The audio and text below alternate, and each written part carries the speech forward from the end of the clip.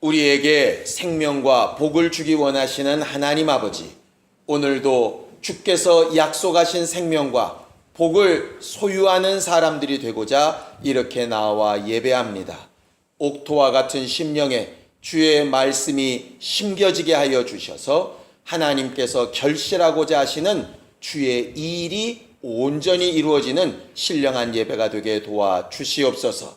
전하는 자도 듣는 자도 한 성령으로 겸손하게 되어지게 하여 주셔서 성령이 각각의 교회에게 하시는 음성을 듣게 하여 주시옵시고, 그 들려지는 말씀이 명령이 되어 내가 어떻게 해야 할 것인가를 결정하는 시간들이 되도록 도와주시옵소서. 믿음으로 헌금한 손길들 위해 복을 주시고 일평생 물질을 의지하는 자가 아니라 물질을 잘 사용할 수 있는 권리가 있는 자들이 되게 도와주시옵소서. 예수님의 이름으로 기도하였습니다. 아멘.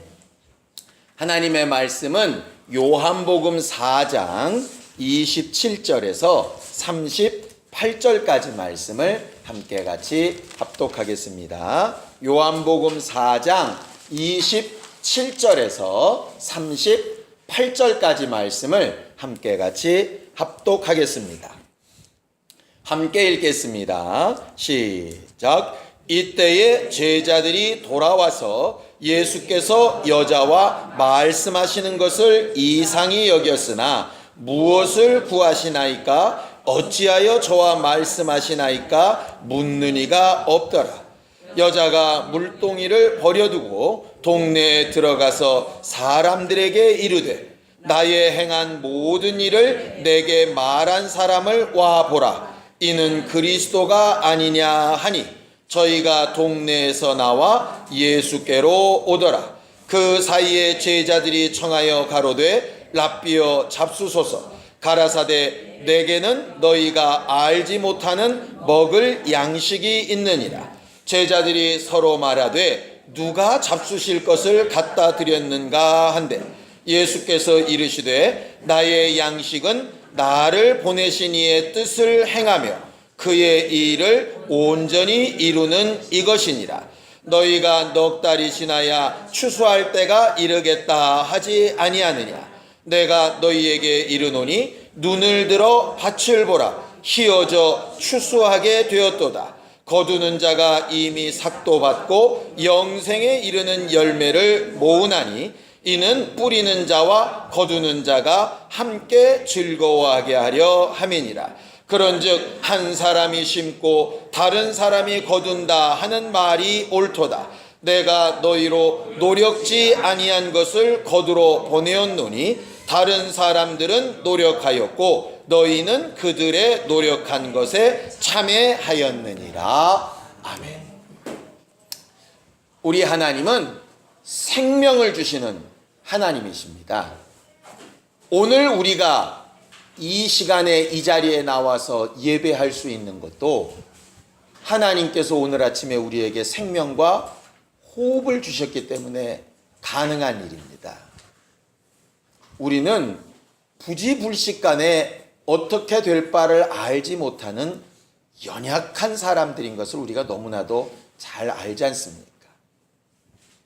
자동차 사고가 나고 싶어서 나겠습니까? 가만히 서 있어도 들이받으면 사고가 나는 것처럼 우리의 육체의 목숨이라고 하는 것은 하나님께서 허락하시고 하나님께서 공급하실 때에 비로소 살 수 있게 되는 것이에요. 사람들은 당연히 내일 볼 수 있을 줄 알고 다음 주에 볼 수 있을 줄 알고 언제 뵙겠습니다 이렇게 말하지만 실상은 하나님이 공급하시는 생명이 없고서는 불가능한 일입니다. 그래서 성경은 하나님 앞에 이렇게 말을 합니다. 하늘에 날아다니는 참새 한 마리도 하나님께서 허락하셔야 떨어지는 것이고 그렇지 아니하면 그의 생명을 유지한다. 하나님께서 생명을 주시면 산다 하는 것이 성경에서 가르치고 있는 믿음이에요.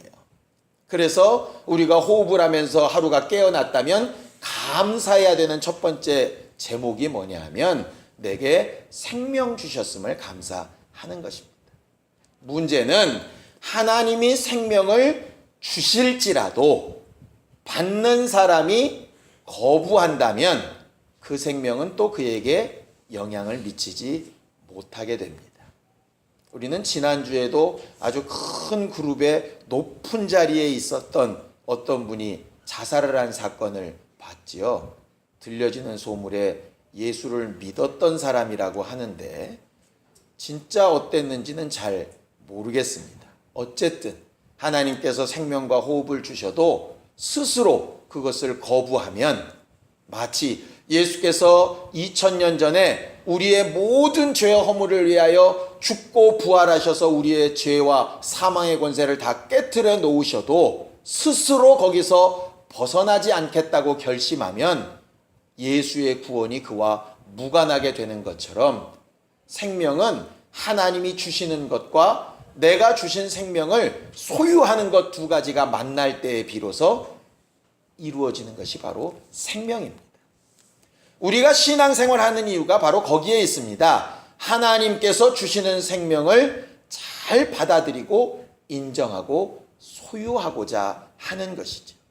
그래서 신앙생활을 다른 말로 하면 살기 위하여 열심으로 행하는 것입니다. 과거에 저희 아버지가 이렇게 잘 쓰시던 말 중에 하나가 이런 게 있었습니다. 세상 이렇게 살다 보면 너무 말도 안 되는 일들이 이렇게 벌어지는 경우들이 있지 않습니까? 우리가 잘 좀 수치스럽지만 아는 대로 어떤 큰 대형교회 목사님이 성적으로 무슨 죄를 저지른다든가 아니면 물질적으로 무슨 문제를 일으킨다든가 이러면 사람들이 혀를 막 쯧쯧쯧쯧 차잖아요. 근데 과거에 저희 아버지 그런 거 볼 때마다 한마디 하십니다. 죽으려면 무슨 짓을 못해. 근데 그게 그때는 그렇지 죽으려면 뭔 짓을 못하냐 이렇게 생각을 했어요. 근데 이제 오늘 성경을 준비하다 보니까 그 말이 틀린 것 같더라고요. 죽으려면요 아무 짓도 안 하면 돼요. 숨 안 쉬면 되고요. 밥 안 먹으면 돼요. 잠 안 자면 되고요. 돈 안 벌면 돼요. 공부 안 하면 되고요. 예수 안 믿으면 돼요. 죽으려면 뭔 짓을 못해가 아니고요. 죽으려면 아무것도 안 하면 돼요. 그냥 저절로 죽어요. 예수께서 그 말을 뭐라고 하셨냐면 가지가 나무에서 떨어지면 절로 말라져 사그라진다 이렇게 한 것처럼요. 죽으려면 아무것도 안 하면 돼요. 그러면 자연스럽게 죽어요. 우리가 왜 힘쓰고 노력하고 애쓸까? 이유는 하나 때문입니다. 살려고요. 그러니까 신앙인의 말은 죽으려면 뭔 짓을 못해 이게 아니라 왜 세상 사람들은 죽으려면 뭔 짓을 못해 이렇게 얘기하냐면 죽음은 끝난다고 생각하니까 죽기를 각오하면 뭔 짓을 못해 도둑질해도 죽어버리면 끝이지 이렇게 생각하는데 신앙인은 그게 아니거든요. 죽은 다음에 책임져야 될 일이 있기 때문에 그건 그렇게 생각하면 안 되는 문제예요. 신앙인들이 해야 될 말은 뭐냐면 살려면 무슨 짓을 못해 이 말입니다. 살려면 무슨 짓을 못해. 예를 들어서 한 가정의 가장이 사업을 하거나 직장을 다니다가 일을 마치게 되었습니다. 당장 수입이 없으니까 문제가 심각해졌습니다. 자식들은 자기를 쳐다보고 아내도 자기를 쳐다봅니다. 그럼 그 가장이 무슨 짓을 못하겠어요? 나가서 막노동을 못하겠습니까? 뭘 못하겠습니까? 그걸 이제 못한다고 하는 경우는 안 살라고 그렇게 하는 것이죠. 살려면 무슨 짓이든 할 수 있어요. 심지어는 과거 IMF 때 우리는 그런 것도 봤지 않습니까? 어떤 슈퍼마켓에 젊은 부모가 들어가서 분유랑 기저귀를 이렇게 훔쳐 나오는 거. 그 사람들은 멀쩡한 사람이었습니다. 그런데 아이는 울고 자기들은 배고파도 괜찮은데 애가 울고 먹을 게 없으니까 그걸 훔치는 일까지 하잖아요. 살려고 하는 일이라 이 말이에요. 살려고. 이 세상 사람들이 왜 그렇게 치열하게 왜 그렇게 몸부림치며 왜 그렇게 다른 사람들을 짓밟아가면서 그렇게 애쓰고 힘쓸까? 이유는 단 하나밖에 없습니다. 살려고요. 과거에 강성훈 집사님이 하루에 그냥 4가지 일씩 해가면서 그렇게 피땀 흘린 이유가 뭐겠어요? 딱 하나입니다. 살려고요. 여기 앉아 계신 모든 분들이 살려고 힘쓰는 겁니다. 그래서 신앙생활은 어찌해서든지 사는 길을 선택하고 살려고 하는 일에 힘써야 되는 것이라. 절로 사라지는 것은 아니라. 병원에 중환자실을 가보면 우리가 그렇게 쉽게 생각하는 숨쉬기가 얼마나 힘든가 이렇게 알 수 있습니다. 혹시 가보신 분들은 알 겁니다. 흔히 농담 삼아 그런 얘기 하죠. 집사님 운동하시나요? 예, 열심히 합니다. 숨쉬기 운동. 근데 실제로 숨쉬기 운동 굉장히 힘든 겁니다. 우리가 지금 나름 건강해서 숨쉬기가 괜찮은 거죠. 조금만 건강이 이상하면 숨쉬기가 어렵습니다. 그것도 굉장히 힘들어 지금 하고 있는 것이라. 결국 신앙생활 우리가 왜 하고 왜 예배하느냐 하면 살기 위해서 하는 것이에요. 그래서 정말 내가 살기 위해서 이 일을 지금 하고 있는가를 잘 돌아보고 자기를 정말 생각해 봐야 될 필요가 있는 거예요. 성경을 한번 보죠. 우리가 정말 잘 알고 있는 말씀입니다. 신명기 30장 19절에서 20절입니다. 신명기 30장 19절에서 20절입니다.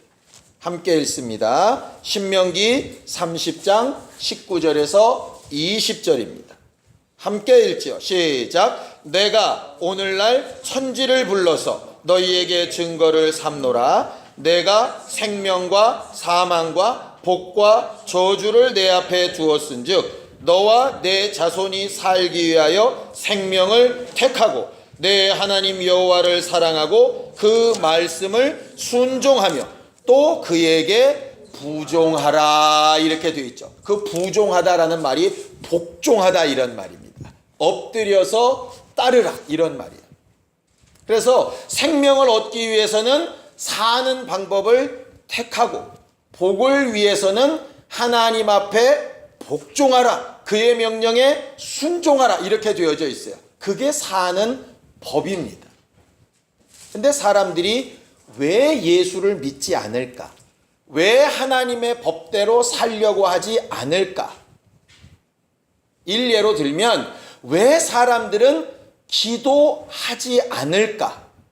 성경은 말씀과 기도로 거룩하여진다 하셨고 예수 이름으로 할 수 있는 가장 큰 일을 기도라고 하셨는데 왜 사람들은 기도를 안 할까? 이유가 뭘까요? 간단합니다.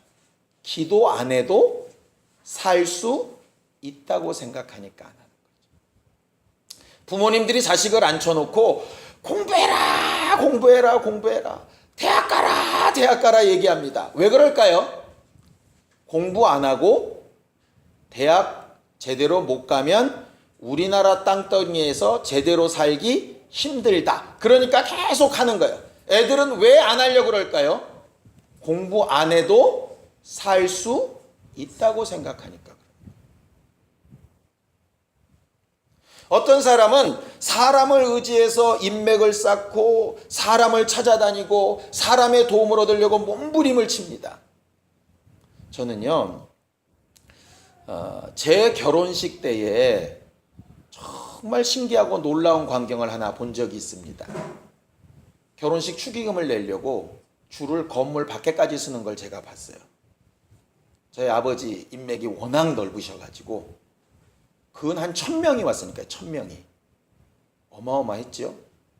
얼마 전에 집을 이사하면서 정리하는데 이제 회사에서 아버지한테 보고했던 결혼식 서류가 있더라고요.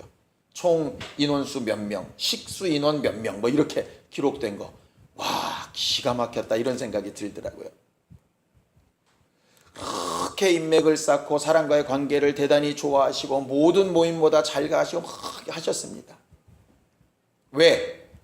그렇게 해야 사업이 되고 그렇게 해야 내 자식들이 먹고 살고 그렇게 해야 교회 헌금도 하고 그렇게 해야 뭔가 꿈도 이루고 그렇게 생각을 하셨죠. 그런데 나중에 정말 어렵고 힘들고 아무도 아버지를 도와주지 못할 때는요, 그 수많은 인맥이 하나도 소용이 없더라. 하나도 소용이 없더라. 아버님 마지막에 고백하신 것 하나 있습니다. 내가 다른 것은 다 모르고 내 아이들을 위해서 투자하여 공부시킨 거 하고 하나님 앞에 드린 것만 남고 아무것도 없다. 아버님 마지막 간증이셨으니까. 저는 저희 아버지를 너무 잘 압니다. 사람을 의지하고 금융계통에서 뼈가 굳으셨기 때문에 그 선을 잡기 위해서 얼마나 노력하셨는지 알아요. 또 중간에 80년대에는 한번 그 선을 놓쳐가지고 굉장히 바닥까지 떨어져 보셨기 때문에 더 튼튼한 줄, 더 대단한 줄, 더 대단한 백, 그런 것을 위해서 굉장히 노력하셨던 걸 압니다. 그런데 사람들은 그게 자기를 도와줄 거라고 생각하지만 성경은 하나님을 의지하라고 이야기하는 거예요. 살기 위해서 말이에요. 내가 의지하고 내가 판단하고 내가 생각하는 것은요, 내가 스스로 옳다고 이거 안 하면 큰일 나다고 생각하는 것은요, 그걸 안 하면 살 수 없다고 생각해서 그렇습니다. 예수를 믿는 사람은 왜 예수를 믿을까? 예수 믿지 않으면 죽는다고 생각하니까 예수를 믿는 겁니다. 기도하러 몸부림쳐 나오는 사람은 왜 그러느냐? 기도 안 하면 살 수 없다고 생각해서 그런 겁니다. 예수를 믿는다는 게 과연 뭘까? 예수를 의지하지 않고는 살 수 없다고 생각하는 것. 그게 진짜 믿음 아니겠어요? 우리는 돈을 믿는다고 말하지는 않으면서도 돈을 믿으면서 삽니다. 왜냐하면 돈 없으면 죽는다고 다 생각을 하니까요. 거할 집을 믿는다고 말하지 않지만 거할 집이 없으면 불안에 떨고 힘들어집니다. 왜냐하면 그게 없으면 죽을까 봐서요. 그런데 성경은 하나님을 알지 못하고 예수께서 하신 일을 인정하지 못하고 예수께서 그를 의지할 자로 삼아주지 아니하시면 너희는 살 길이 없는 자라고 얘기하는 게 바로 복음이에요. 그것을 인정하라고 하는 것입니다. 우상 숭배가 뭡니까? 다르지 않습니다. 하나님 이외에 다른 것으로 살려고 하는 게 실상은 우상 숭배예요. 그래서 우리가 어떤 돌이나 나무나 그런 것에 가서 절은 하지 않을지라도 남편이 우상될 수 있고요. 자식이 우상될 수 있고요. 내 사업이나 직장이 우상될 수도 있습니다. 그걸 가지고 우상 숭배했다 뭐 이렇게 징계하시지는 아니하시겠지만 하나님이 계속 가르쳐 말씀하시는 건 그걸 가지고는 못 산다고 가르쳐 말씀하시는 거예요. 예수께서 오셔서 우리에게 계속 제일 처음에 가르치신 것이 뭐냐면 죄에 대해서 가르치시죠. 그래서 예수 믿으라고 우리가 전도를 할 때마다 사람들이 제일 부담스러워하는 게 제일 먼저 당신 죄인이라고 자꾸 얘기하니까 나름 죄 없이 잘 살아보려고 몸부림친 사람한테 자꾸 죄인이라고 하니까 그 사람들이 부담스럽고 반항심을 가지지 않습니까? 근데 성경은 죄를 명확하게 구분해서 말하고 있죠. 우리가 잘 알지 않습니까? 요한복음 16장 9절에 죄에 대하여라면 너희가 나를 믿지 아니함이다 이랬어요. 그 믿다 하는 그 말의 원뜻이 의지하다 이런 말이에요. 예수를 의지하지 않는다는 말이에요. 죄는 예수를 의지하지 않는 거예요. 더 쉽게 얘기하면 예수 말고 다른 것을 의지하는 거예요. 그래서 우상 숭배를 음행이라고 성경은 말을 하는 거예요. 그걸 자꾸 성적인 부분으로 얘기하지 마시고요. 정작 의지하고 정작 열려 있어야 될 관계가 열려지지 않고 다른 것을 의지하는 것을 얘기하는 거예요. 제 말은 사람 의지하지 맙시다. 사람과의 관계 다 끊읍시다. 이 얘기를 하는 것이 아닙니다. 그런 것들이 필요하지만 사람이 떡으로만 살 것이 아닌 것처럼 먼저 주를 의지하고 먼저 주와 함께하고자 하는 것에 마음과 생각이 있어야 다른 것도 생명의 연관이 된다 이 말이죠. 마치 절벽을 이렇게 타고 오르는 절벽 올라가는 사람들 있죠. 그 사람들이 꼭 하나를 차고 가는 게 있습니다. 줄 하나를 차고 가죠. 그 줄이 그냥 올라갈 때는 큰 도움이 되지 않습니다. 그런데 만에 하나 자기가 절벽을 놓치게 되면 밑에서 잡고 있는 한 사람 때문에 그 줄에 대롱대롱 매달리가 되는 걸 보게 되지요. 마치 줄을 의지하는 것이 그와 같다. 그 길을 절대로 놓치지 말아야 되는데 자칫 잘못 살다 보면 줄을 의지하는 것은 사그라들고 다른 것을 의지하다가 그것이 죄인 줄도 모르고 사망으로 가게 된다. 성경은 죄를 예수 믿지 않는 것이 죄라 이렇게 얘기합니다. 그런데 우리는 다들 뭐라고 생각하냐면 나는 예수를 믿고 있다고 생각한다고요. 실제로 믿고 있습니다. 맞습니다. 그런데 실생활 가운데서 주를 제대로 의지하지 못하는 부분들만큼 여전히 죄로 남아 있거든요. 근데 그거를 잘 인정을 못하는 거예요. 지난주일 설교를 다시 한번 기억해 보셨으면 좋겠습니다.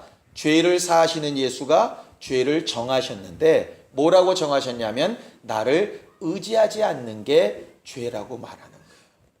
그래서 사무엘은 이렇게까지 얘기하지 않습니까? 기도하지 않는 것은 죄다. 나는 기도하지 않는 죄를 범하지 않겠다. 기도 꼭 해야 돼. 안 하면 주리를 틀게. 이게 아니라 기도하지 않는다는 말 자체가 기도하지 않아도 살 수 있다는 얘기고 기도하지 않아도 살 수 있다는 얘기는 예수를 의지하지 않아도 살 수 있다는 얘기예요. 결과적으로 그 부분만큼은 예수를 안 믿는다는 얘기예요. 안 믿는 부분만큼은 죄입니다.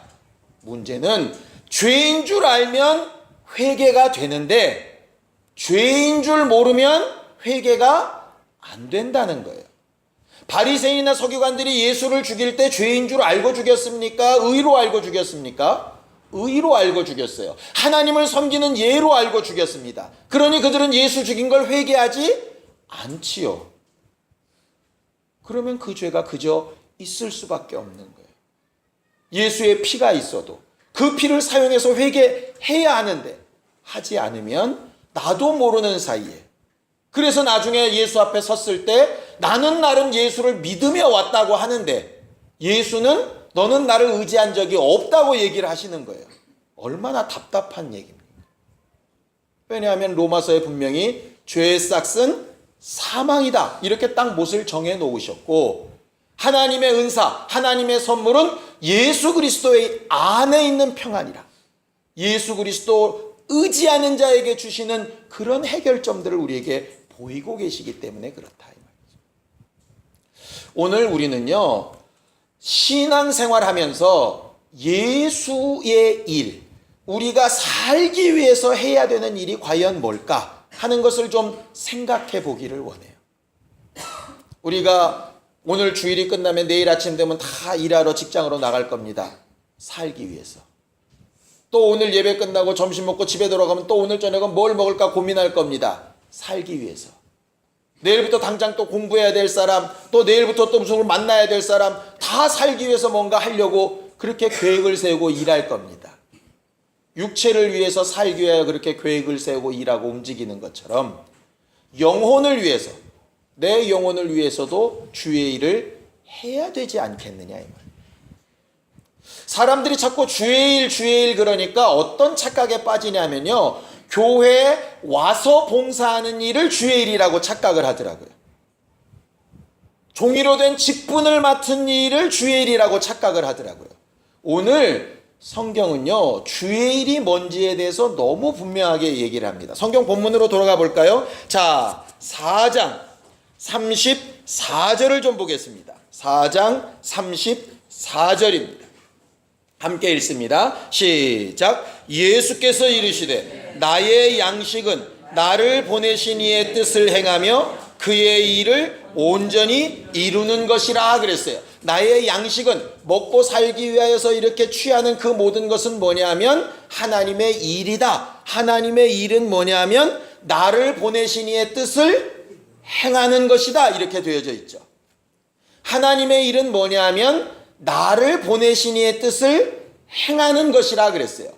예수를 보내신 이의 뜻이 뭔가요? 예수를 보내신 이의 뜻. 다시 말해서 하나님의 뜻. 우리가 잘 안다고 하는 하나님의 의도 뭡니까? 또 1, 2, 3 이렇게 나오실 건가요? 자, 요한복음 6장 40절입니다.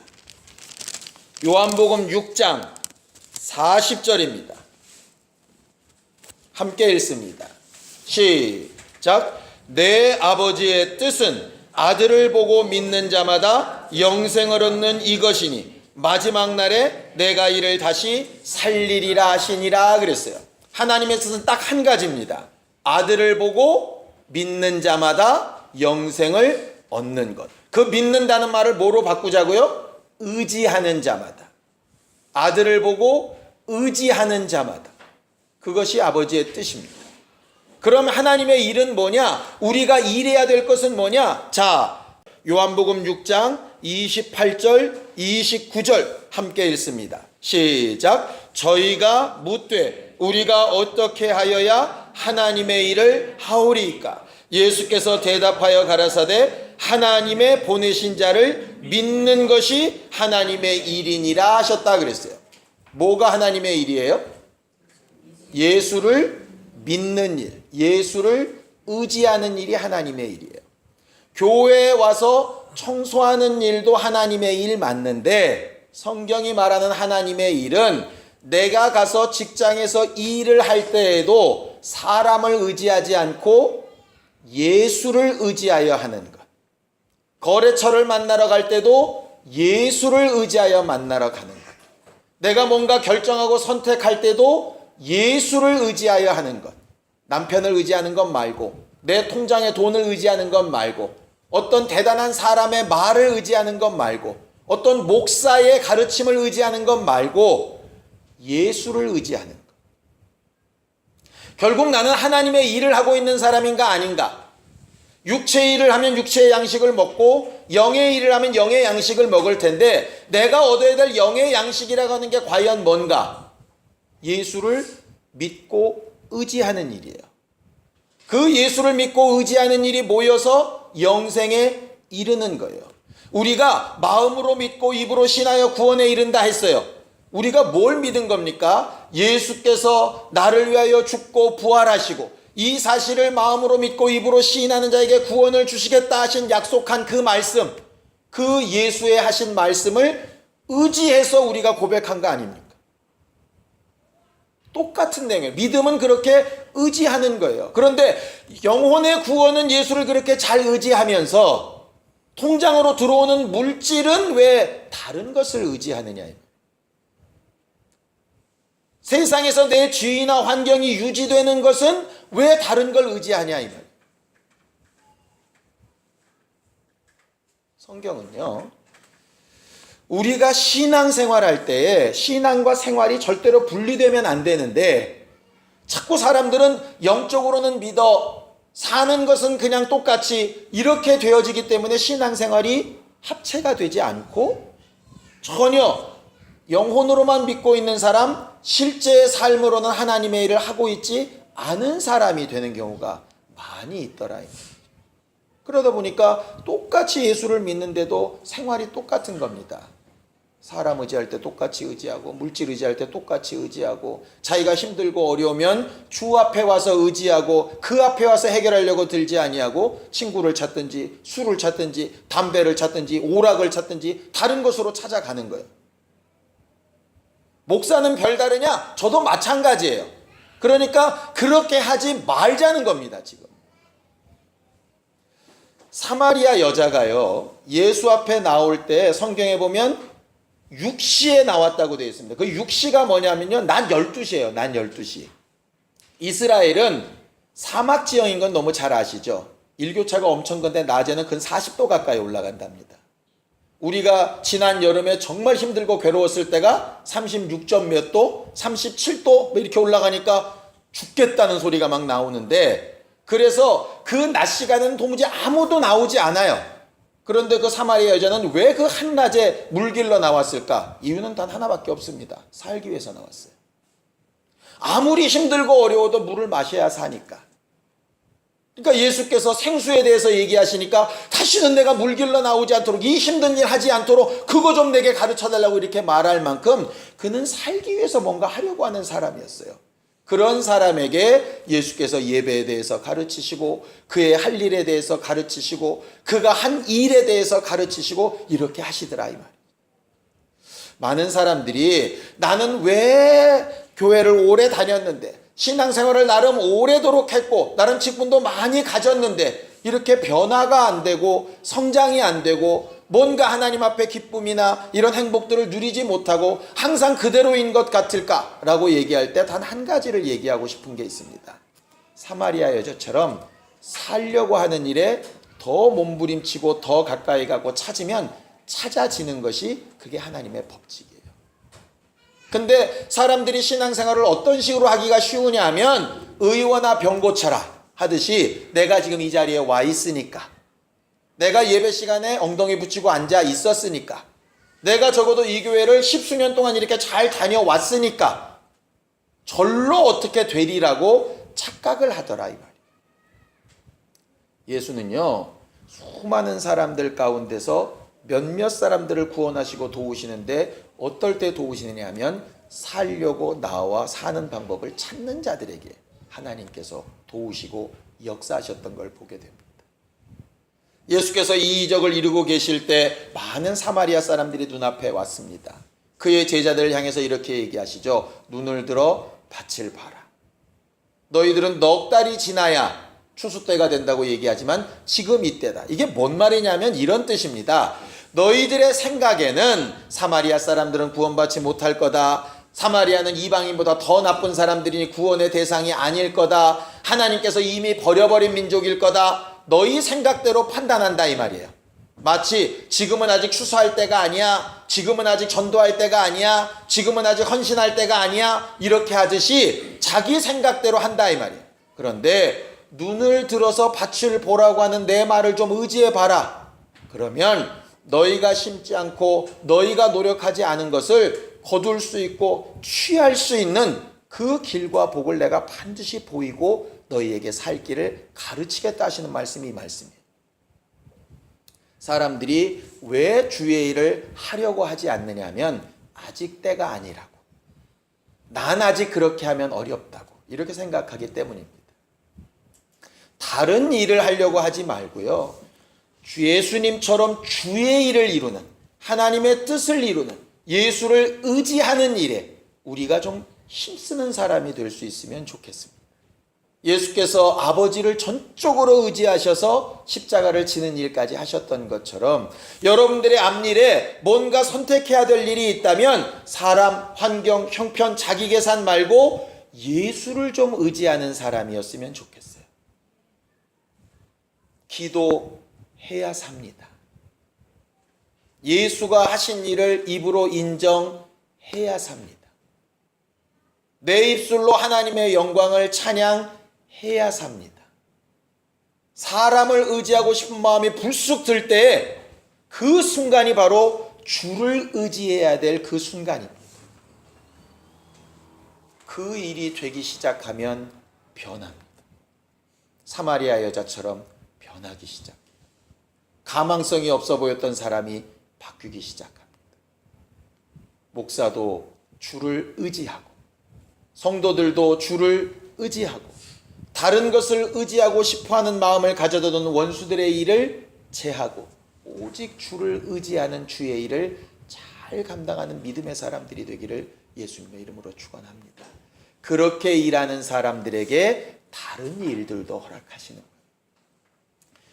우리가 주의 일을 하는 사람이 되자, 주의 일을 하는 사람이 되자 할 때에 세상 사람들이 보는 것처럼 교회의 직분이나 눈에 보이는 일을 먼저 생각하지 말고 지금 내 삶 가운데 내가 내 영혼을 위하여 주를 의지하는 일을 지금 얼마나 하고 있는가를 먼저 돌아볼 수 있는 신령한 사람들이 되기를 예수님의 이름으로 축원합니다. 시간 예수의 한 번으로 간절히 같이 기도할 때 일평생 살아가는 동안에 예수 이외에 다른 것을 먼저 의지하지 않도록, 예수 이외에 다른 것에 나를 기대지 않도록, 예수 이외에 다른 것에 내가 마음을 빼앗기지 않도록 오직 예수께서 죄를 사함받지 않으면 살 수 없다 하신 그 말씀 그대로 예수를 믿는 그 일로 인하여 영생과 복을 소유하는 믿음의 사람들이 될 수 있도록 예수의 한번 부르고 간절히 같이 기도하겠습니다.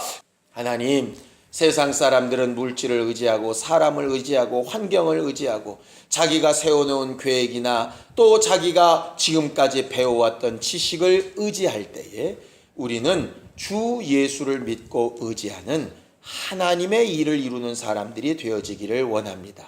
세상 사람들이 볼 때 미련해 보이고 부족해 보이고 뭔가 적응할 수 없는 삶을 사는 삶같이 보일지라도 세상이 감당할 수 없는 그 믿음 앞에 정직한 사람들이 되게 하여 주셔서 사람을 의지하기 전에 주를 의지하고 물질을 의지하기 전에 주를 의지하고 환경을 의지하기 전에 주를 의지하여 받은 말씀과 입술을 벌려 기도하며 행하는 삶이 가까워지는 우리 모두가 되게 도우시고 인도하여 주시옵소서.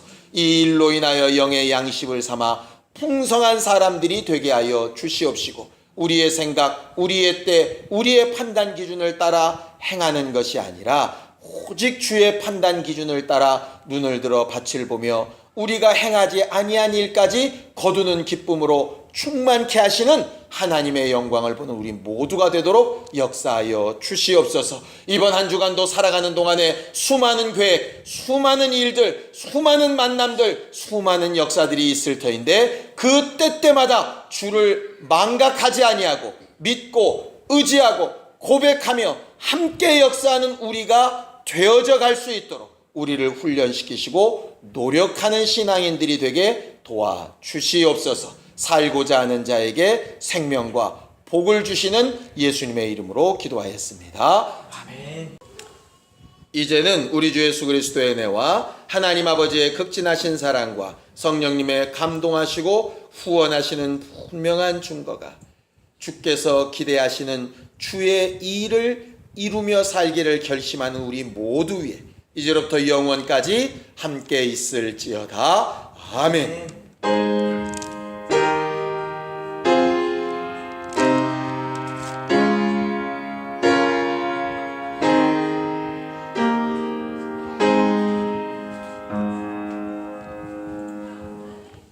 우리 예배 받으신 하나님 앞에 감사의 박수 끝내겠습니다. 수고하셨습니다.